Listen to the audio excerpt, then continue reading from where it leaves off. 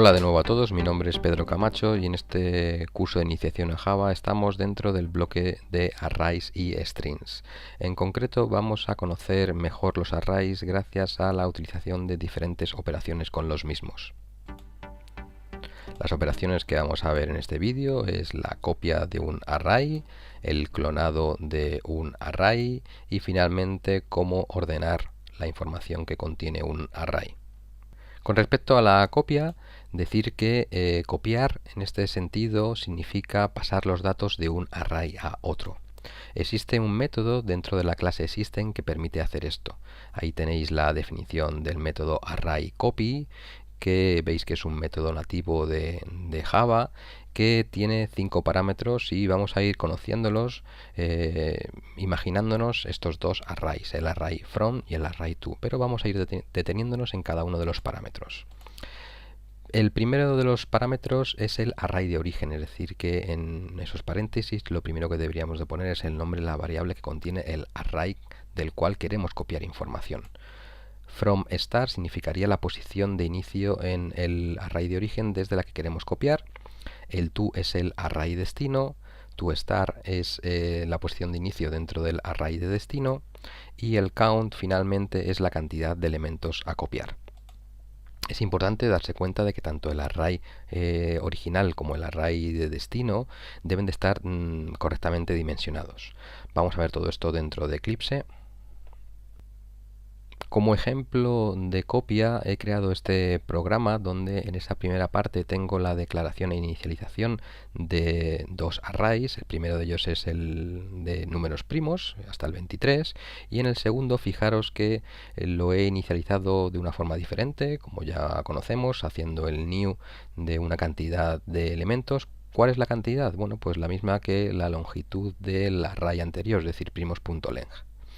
El método arrayCopia de System es el que tenéis ahí, es decir que voy a copiar desde primos hasta copia, iniciando la copia en la posición 1 de primos y la recepción de la copia la voy a hacer en la 3 y la cantidad de elementos a copiar va a ser 6. Vamos a imprimir finalmente en esta parte de la salida tanto uno como el otro para ver claramente cuál es el resultado de esta copia. Directamente le vamos a dar al run.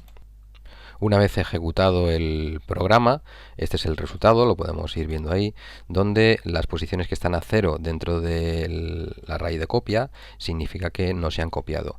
¿Cuántos elementos hemos copiado? Pues estos de aquí. Hemos copiado exactamente pues los 6 elementos que estaban aquí.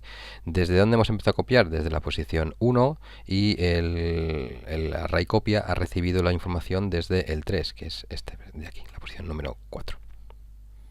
Vamos a ver ahora otra operación que es la de clonado. Clonado significa hacer una copia exacta y todos los objetos en Java tienen este método porque lo heredan de la clase Object y sirve para hacer como una especie de backup del objeto, conteniendo todo lo que tiene el original en la copia y además se genera el espacio de memorias necesario para almacenar esa copia. Si se utilizan en los arrays, lo que nos va a permitir es hacer una copia exacta del mismo y de esta forma además crear un array independiente del anterior. Esto es lo que habitualmente conocemos como clon. Ahí tenemos otro tipo de clon. Veamos esto en Eclipse. Para conocer el método de clon he creado este programa donde tengo tres arrays diferentes. El primero de ellos es el de primos, que ya conocemos por los ejemplos anteriores, y he creado una copia clonado y una copia de referencia. Bien, fijaros que la forma de utilizar este método clon es la que tenéis aquí. Directamente estoy diciendo que este copia clonado, que no estaba dimensionado, es igual a primos.clon y esto va a crear un clon exacto, ¿vale? Vamos a ver esto desde el depurador porque se ve información que a simple vista no se aprecia. Vamos a nuestra perspectiva de depuración, vamos a ir poniendo un punto de interrupción, por ejemplo, en la línea 11 de aquí, le damos a dar a depurar y vemos que tenemos ahí pues el primero de los arrays con todos sus valores de los números primos y de momento no se ha creado el copia de clonado. Vamos a darle Y fijaros que copia de clonado tiene un ID diferente al anterior. Hasta ahora no habíamos parado en esta información del identificador. Cada objeto que se crea en Eclipse tiene un identificador diferente. Bien, si yo ahora cambio un valor del copia de clonado, fijaros que el copia de clonado tiene ahora mismo toda esta información. Si yo cambio, por ejemplo, la posición 0 y la pongo a 0, vamos a darle, vemos que cambia pero el original sigue manteniendo el 1 inicial, con lo cual esto quiere decir que son independientes. Sin embargo, ahora voy a hacer una copia de los nombres. Para eso voy a utilizar el otro array que tenía aquí del copia referencia y le voy a decir que copia referencia es igual a primos. Fijaros lo que va a pasar. Copia referencia tiene el mismo identificador que el original, 18 y 18. Esto quiere decir que en realidad son dos referencias apuntando al mismo espacio de memoria.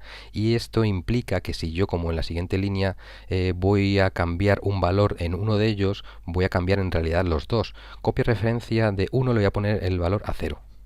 Vamos a ver, copia referencia, el valor 1 que inicialmente está a 2. Lo voy a poner a 0, pero recordamos que este es identificador 18 y este también es el identificador 18, con lo cual si yo despliego el primos original vemos que también esa modificación ha afectado a primos, porque en realidad es el mismo lugar. Todo esto lo podemos ver si le damos a resumen y ejecutamos, pues lo vemos aquí, ¿vale? En impresión, gracias al método toString del array que imprime de esta forma tan cómoda el contenido de un array. Vemos ahí esa posición 0 cambiada ahí, o sea, es la posición 1 con un 0 y esta posición 0 también con un 0 cambiada ahí. Primos, copia, clonado y referencia. Por último, vamos a ver un tema muy importante. No le vamos a poder dedicar todo el tiempo que sería necesario, pero vamos a hacer un pequeño resumen de lo que es la ordenación en arrays o vectores. Ordenar vectores. Bueno, pues ¿para qué sirve la ordenación? Bueno, para reorganizar el orden de los elementos de una estructura, por ejemplo, un vector. ¿Y por qué ordenar los datos? Porque trabajar con datos que están ordenados es mucho más eficiente que hacerlo con datos desordenados. ¿Qué es un algoritmo de ordenación? Es una forma estructurada de indicar cómo se deben de ordenar los elementos que hay dentro de esa estructura. ¿Qué podemos ordenar? Pues en realidad cualquier estructura con elementos ordenables, es decir, no hace falta tener algún criterio de ordenación. Si tenemos números, pues el criterio será el orden numérico. Si tenemos meses, pues podría ser el número de mes. Si tenemos nombres, podría ser el orden alfabético, etcétera. No todos los algoritmos de ordenación son iguales. Hay algunos que son más eficientes que otros. ¿Qué algoritmos hay? Pues hay muchísimos. Si buscáis información sobre ordenación, os encontraréis que hay la selección, la inserción, burbuja, etcétera. Son diferentes algoritmos y algunos de ellos son más eficientes.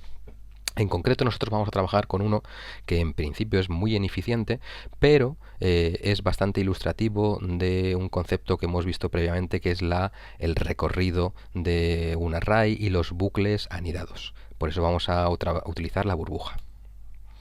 Toda esta información se la debo a Maquigas, que tiene también un vídeo dedicado a esto, y desde aquí le mando un saludo.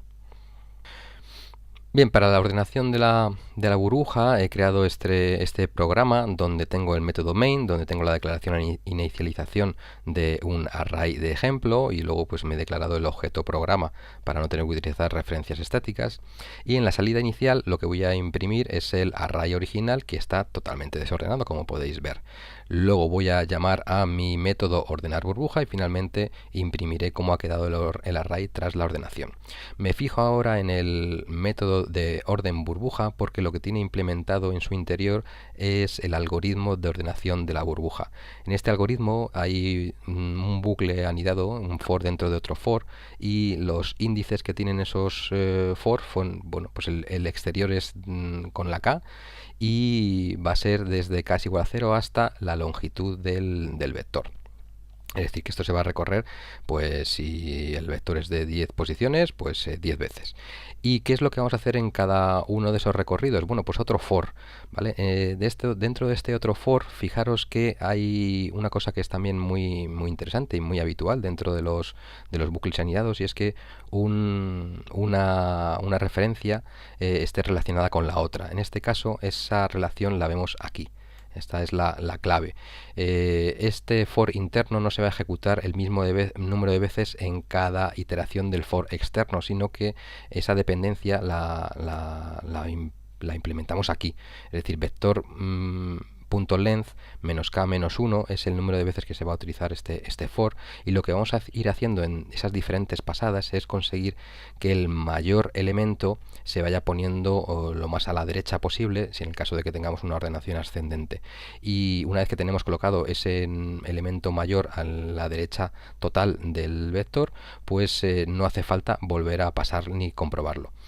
Vamos a ver esto en ejecución dentro de Eclipse, en su depurador. Vamos a poner un punto de interrupción, por ejemplo en el propio for de aquí, le vamos a dar a depurar, y bueno, pues tenemos ese vector inicial que está totalmente desordenado, y fijaros, yo voy a ir entrando y bueno, pues voy a poner otro punto de interrupción en el for externo, le voy a dar a resume, y fijaros que ahora mismo el mayor de los elementos, que estaría aquí, debería pasar a su última posición.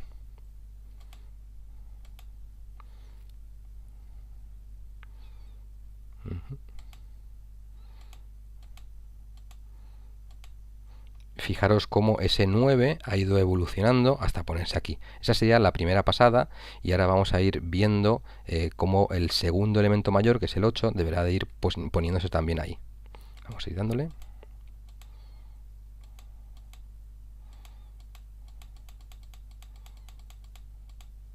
El 8 va avanzando hasta que finalmente acaba en la posición 6. Bien, pues esto es lo que haríamos con ese bucle. Voy a quitar estos puntos de interrupción, le voy a dar a continuar la ejecución para ver que finalmente el resto del programa lo que provocaría es esta salida, donde todos los elementos pues han ido colocando en su posición adecuada según el orden numérico. Se llama algoritmo de la burbuja porque bueno, pues podemos ir pensando que los elementos mayores son como burbujas más grandes que acaban en su posición adecuada. En este vídeo hemos trabajado con arrays haciendo operaciones como son la copia, el clonado y la ordenación. Un saludo.